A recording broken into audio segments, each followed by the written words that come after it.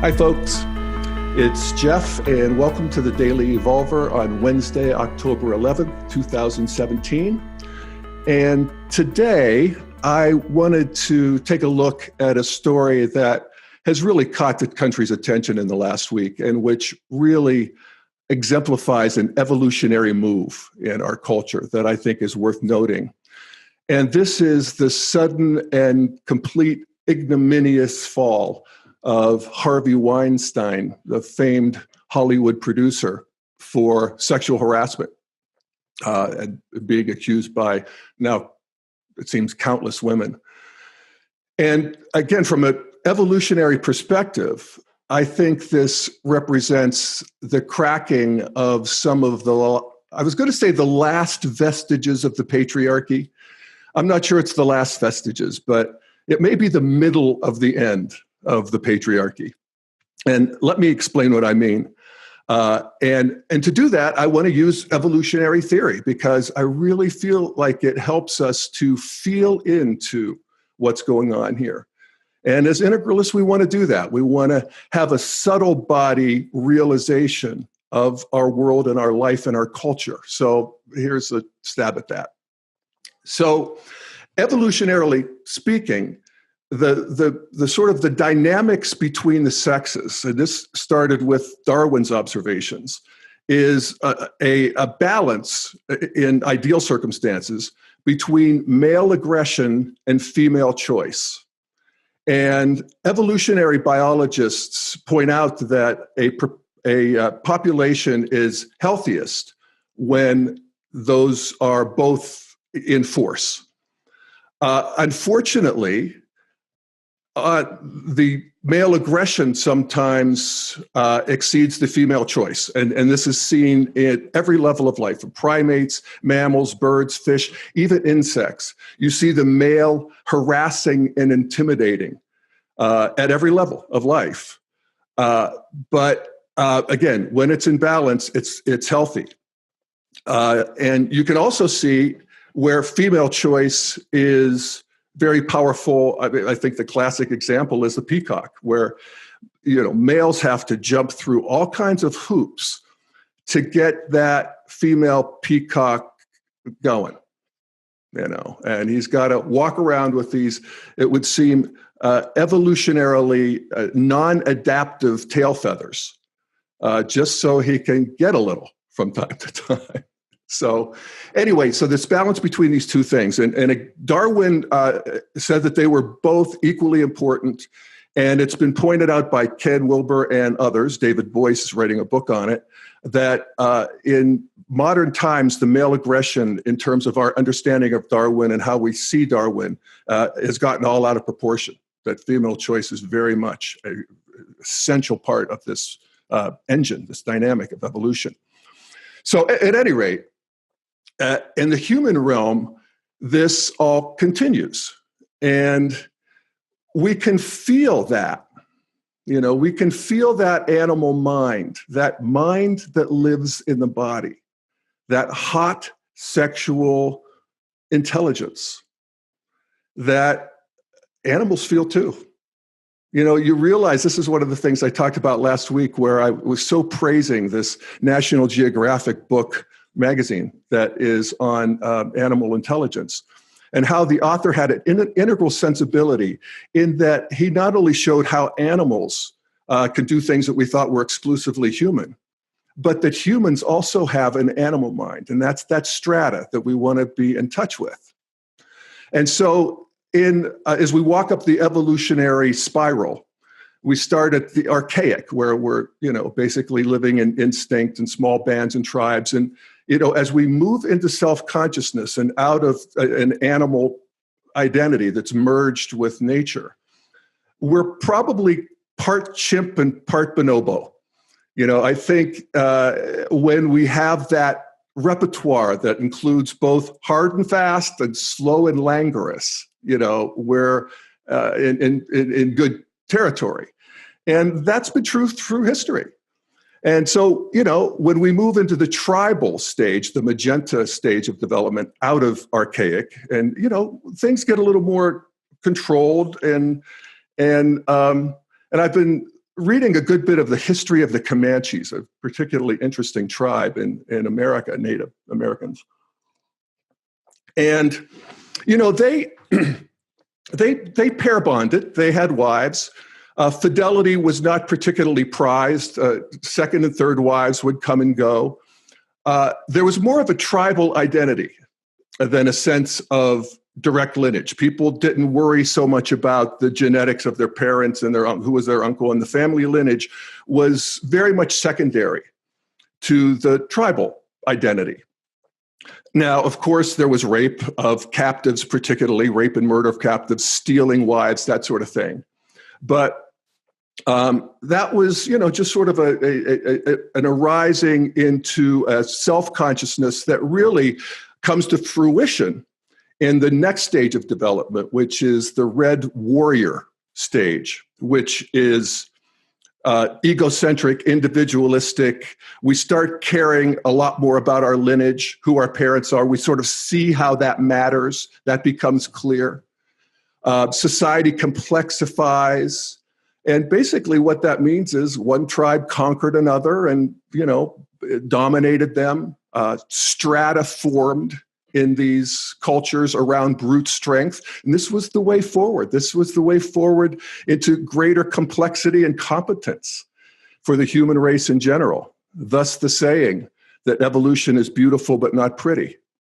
Because in this Red Warrior society, male dominance did overwhelm female choice because, again, brute strength is the currency of this stage of development. And this is really the beginning of what we see as the patriarchy. Men dominate, women submit, women are protected. And it's, I think, important to point out that women participated in this. This was not experienced by the women as oppression. This was seen by women as how our family, our clan, our tribe was going to be respected. And, men were such stallions. There was not a great deal of self-control prized, for men. And so women literally were happy to be hidden, to be escorted, that sort of thing. And then as you get into later Red, where there's sort of a sophisticated Red, like ancient Rome, where the culture's still red, traditional values haven't come, family values have not come online yet. But there was more female choice. And you could see, just the flourishing of debauchery that is so fascinating. I remember going to see the exhibit on Pompeii when it came to the Denver Museum, and they had all of these friezes, these mosaics that they got from Pompeii, and they were basically all pornographic. They were, twosomes, threesomes. They were gay. They were straight. It was, they were having a grand old time. And that went on until the next human awakening that, comes out of nowhere somehow. And this is the arising of traditionalism. And of course, that is exemplified by Moses coming down from Mount Sinai with Charlton Heston coming down from Mount Sinai with the 10 Commandments. And if you remember in the movie, he walks down and he looks over the landscape, and there are all these people and these women in these kind of 1950s brassieres and bathing suits, and they're all gold, and they're worshiping the golden calf, and they're, debauchery everywhere, except everybody's fully clothed in the movie. But, he shouts to them that he is here to liberate them. I bring you freedom. And that's interesting because he did. He brought them freedom from debauchery, which, those of us who are listening to this who may have engaged in some of that ourselves realize is exhausting and kind of, drains your energy. And so there's this new arising of, you can't go and steal your neighbor's wife. That's the 10 Commandments. You can't take his daughter. You can't take his servant. You can't rape women. And why? Not because I'll kick your ass, not because it victimizes women, but because God said so. It's interesting. It's a consciousness raising. Every stage of development is a consciousness raising that when we look back, we think, where did that come from? But across the planet, in this axial age between 2,000 and 3,000 years ago, and Moses 4,000 or whenever it was. No, I'm wrong there. But at any rate, human beings developed a conscience, and that is, just a fascinating thing to just note. But of course, evolution includes and transcends the previous stage, so it includes it. So the patriarchy continued. It was more civilized, if you will, but still men dominated women. And, that was the deal that both men and women, for the most part, took. You'd still have the big guys who would have harems, many wives, free reign to, have many women. That continues to this day with the Miss Universe pageant and our great producer of the Miss Universe pageant, Donald Trump. But at any rate, it's still a lot of rape, a lot of incest. Women are not treated well behind the scenes. And it takes modern society to civilize that further. We'll get to that in a second. But first, I want to note that this domination submission thing is the stuff of great art. It's very juicy. I was reading, I was trying to remember to see if I could find it, but I can't exactly remember. I think it was an opera singer, a female opera singer, who was talking about how she had mixed feelings about playing this role in opera. And it's one of many that have this sort of same theme, where it's the virginal woman who is, by any modern or postmodern view, harassed mercilessly by the leading man until she finally submits after, harassment and force. And then she sort of is in love with him, and it all comes together. And this is a big part of the myth that arises in traditionalism, and still very much a part of literature and so forth. I mean, the modern version of it is a romantic comedy where they sort of fight and hate each other until somebody gets harassed into submission because they secretly love each other. And isn't that we know that was true all along? So then, that with a good segue into modernity, which, we often talk about how World War II sort of brought in the dawning of postmodernity, sensitivity and so forth. But it also brought on a great mass evolution into modernity for traditionalists. It's the old, how are you going to keep them down in the farm after they've seen Paris? And I lived through that. A lot of us can see that. I could see that in my family, a very traditional family, religious, conservative. But I remember when I was, I think maybe 7, 8 years old, all my aunts and uncles got together and bought my grandfather, their father, a subscription to Playboy magazine. And they renewed it every year. So he always had Playboy magazines. And I remember everybody thought that was funny. And I was actually scandalized by it. I was embarrassed for them. But I'll tell you, when I had a chance to get my hands on one of those Playboys myself, I remember how absolutely thrilling it was. And I couldn't believe that this was this adult world, and how kids are with that. And that was a big deal for me.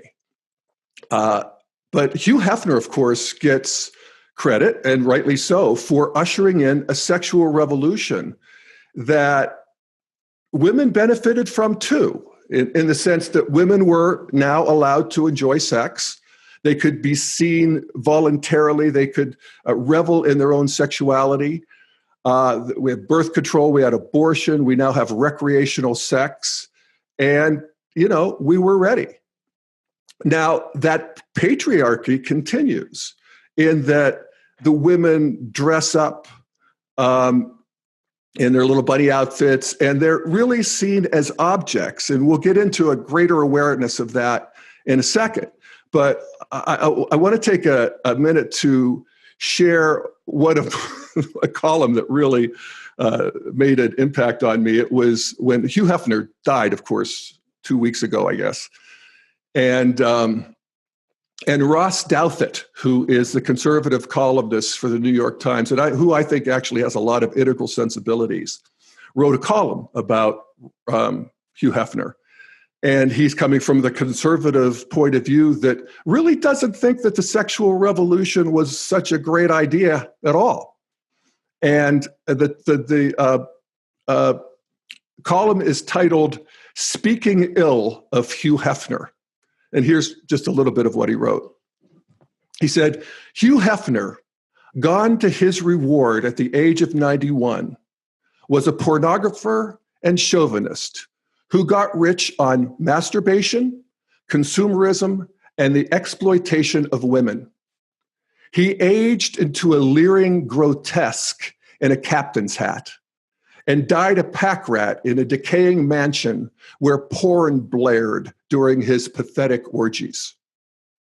Hef was the grinning pimp of the sexual revolution, with quaaludes for the ladies and Viagra for himself, a father of smut addiction and eating disorders, abortions, divorce, and syphilis. Now that death has taken him, we should examine our own sins. Liberals should ask why their crusade for freedom and equality found itself with such a captain, and what his legacy says about their cause. Conservatives should ask how their crusade for faith and family and community ended up so Hefnerian itself, with a conservative news network, and here he's talking about Fox, that seems to have been run on Playboy Mansion principles, and a conservative party that just elected a playboy as our president. You can find these questions being asked, but they are counterpoints and minor themes. That this should be the case, that only prudish Christians from the traditional stage and spoil sport feminists from the postmodern stage are willing to say that the man was obviously wicked and destructive, and itself a reminder that the rot of Hugh Hefner, that Hugh Hefner spread, goes very, very deep. So, as from an integral perspective, we want to find out what's the piece of the truth there. And, we see this sort of sour spot in history that we often talk about in terms of violence and weaponry, where you get modern technology wedded to pre-modern mentality. And that's a little bit about what Playboy kicked off, in the sense that it mass-marketed sex in a way that was, again, shocking to my little sensibility as a kid and everybody in the family. But yet, all my uncles had Playboy calendars hanging in their garage, and it was just it's a little bit like what junk food can do, which modernity also brings us. All of a sudden, we have more calories than we can eat. Now we have more sex than we can imagine. We can see naked women everywhere, and it has led, as Douthat says, to a sensibility that is arising among a lot of people, especially young people. I see this on Reddit, where I look at these various communities, and men who are faced with impotence in their 20s because they're so saturated with porn that they can't relate to a real woman, and that's really the move that postmodernity once tries to bring back. So, we move from modernity, from this mass consumption and mass production of sex, to this sensibility of postmodernity, where, of course, postmodernity wants to find the victims that have been left out of all of the previous stages. And, of course, women are exhibit A. And I always loved the explanation of feminism as being the radical notion that women are people too. The radical notion that women are people too. And that is a move beyond Playboy in a sense, because it moves from an I-it relationship, we've talked about regularly, into an I-thou relationship, where I see you not just as an object, not just as something that I can use to satisfy my needs, but I see you as a person who has left-hand quadrants, as a person who has an interiority, and who has a worth that is equal to my own. And at this stage, we become very, very suspicious of domination and submission in general. It's out. It's also put in the shadow, so it thrives in the shadow. But officially, it's out because domination is the curse of humanity. We look at all of history and see that it's one, oppression after the next. And so we seek in postmodernity to fix that. And so we develop rules of conduct and professionalism. Of course, we have the Civil Rights Act and so forth. But in the interiors, particularly in businesses and organizations, we seek to create a climate where women can be safe and fully valued. And for the most part, it's worked. The Justice Department released statistics that show that the rate of sexual violence against women and girls, this was in Huffington Post, sexual violence against women and girls aged 12 or older fell 64% in a decade and has remained stable for 5 years. And that is really astonishing. And again, consciousness raising, we talked about it in the 60s. And that is exactly what it is.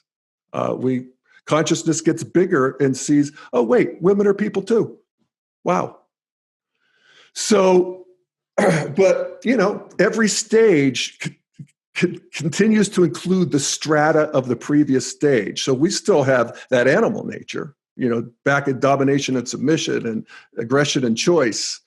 And we still have even in our modern and postmodern society, we still have retrograde pockets of the patriarchy that persist and the traditional domination submission thing.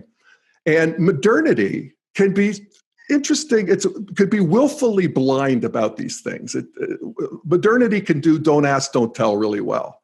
And so this is a perfect storm. And it turns out that one of the great bastions of the postmodern worldview, Hollywood, was itself hiding a patriarchy that was as abject and overt as the sultans with their harems. And we see these testimonials from these women who, God bless them for coming out and moving the ball. And I was particularly struck by the one recording of him harassing this woman where he's like, come in, only 5 minutes. I won't touch your breast again, blah, blah, blah. And finally he goes to, now you're embarrassing me, he says to her. And then he says, why would you risk our friendship for 5 minutes? And you realize just how powerful that is, and how smarmy. And we could feel our sort of civilized nature just, our stomachs turn at that kind of, manipulation. So, but there it was in full view until last week. And in true Hollywood fashion, they turned the worm in big time. And so, now Harvey is, persona non grata and a villain, and everybody knows him and everybody's piling on. And fair enough. This is the way of evolution. And this is, something, he clearly deserves, even though, we're not allowed to feel sorry for him, but I still do a little bit because, boy, he didn't know it was going to hit him. And now they're taking his name off of all of his movies and TV shows and so forth.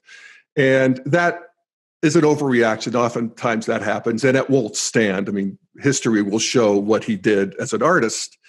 And I thought it was interesting to hear what Helen Mirren had to say, who she worked with him. And she said that he was always a mystery to her, because she wondered how a man who had such a crude personal personality could have such an exquisite and sublime artistic sensibility. And, here we see levels and lines. His artistic line was spiking into genius, and we're the better for it. His personal line down in the gutter, his moral line and his interpersonal line and so forth. So,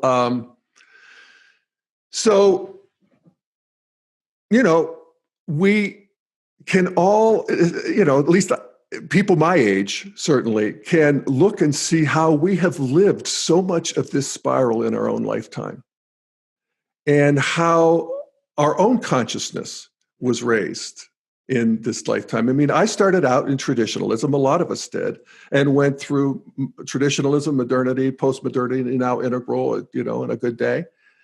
And, I can remember, I think about, how women sort of just cooperated with these earlier systems, where we look back now and see that they were obviously being victimized and oppressed. And I think of myself as a young gay teenager in Western Pennsylvania. And I didn't feel oppressed because I had to be in the closet. Maybe I should have, but I wasn't there yet. It was just the way the world was. I adapted. I was a teenager. I was afraid that I might be found out, but I lived with it and didn't question it. And when things got better, as I moved into modernity and moved into, a more modern city and grew up, I was cool with don't ask, don't tell. I lived my life openly, and I got that people didn't want to talk about it or hear about it. And so that was okay until it wasn't. And then as I realized, wait a fucking minute, my love is as good as anybody else's. And if I see one more Meg Ryan, Tom, whatever his name is, movie, Hanks, and about heterosexuals and their love, I'm going to fucking scream. And I got angry and, victimized. And that's progress. Now I can see that instead of be any one of those. And they all sort of live in me. And I, sort of can metabolize them. And that's true of women too. Women my age who I talked to, a friend of mine who was talking about when she was a girl, she's my age, and she grew up in Iowa, that the neighbor guy who was a friend of her parents would grab her in the kitchen when they weren't looking. And a couple times the mother shooed him away, but they didn't ostracize him. They didn't really go out of their way to protect her from him. And she didn't think much of it, except that this is how men are. And so she batted him away and avoided him. And then, she now looks back on that and thinks how outrageous and offensive it was. And that's progress. That's evolution. And, it's attended by a lot of confusion. I think of myself, I still wonder exactly what to do. I had an incident a while back with a professional colleague who I was in a meeting and, she had gotten a haircut. She looked great. And I was like telling her, oh, you look beautiful. How good you look, whatever. And she didn't really seem to appreciate the compliment. And finally just said, why don't we just turn to the work here today? Oh, okay. So I got that she didn't want to be complimented for her looks. And I don't know if that was a bad day. Later, it seemed like things warmed up. But it was a good communication to me. And, there's a part of me that feels bad about that. But I also see the part of that is objectifying. And that it's focusing on looks as opposed to why we're actually there, which is to do some work professionally. So I get that. And that's, some consciousness raising for me. So, where is all of this going? I think it's actually going in two directions. On one hand, to a new propriety, and on the other hand, it's moving to a new libertinism. And on the propriety side, let me just read something that from the latest column by Ross Douthat, which is, the 2 weeks ago is on Hefner. This one is called "The Pigs of Liberalism," and it's about Harvey Weinstein. So Ross is really, fired up about this, and he's coming from the conservative, and he talks about that what we need is a new propriety. And here he writes something that I think is worth noting. He says, "Some modest limits on how men and women interact professionally are useful checks on predation. Many liberals were horrified by the revelation that for a time Mike Pence avoided one-on-one meetings with women, not his wife. But one can find the Pence rules too sweeping and still realize that life is easier for women if their male bosses don't feel entitled to see them anywhere, anytime. It would not usher in a theocracy if it were understood that inviting your female subordinate into your hotel room, Weinstein style, crosses a line in a way that a restaurant lunch does not." I like that. That broadens the field where people who want that can feel courageous and entitled and grab it. I think that, it's often pointed out how green has overreached, or postmodernity has overreached with, consent rules and so forth on campuses where sex takes on the flavor of a business contract. And we can all roll our eyes at that. But I'm not so sure that that's altogether a bad thing, in the sense that postmodernity is doing its thing. It's staking out this territory that we all get to benefit from, even if we don't necessarily want to live there ourselves.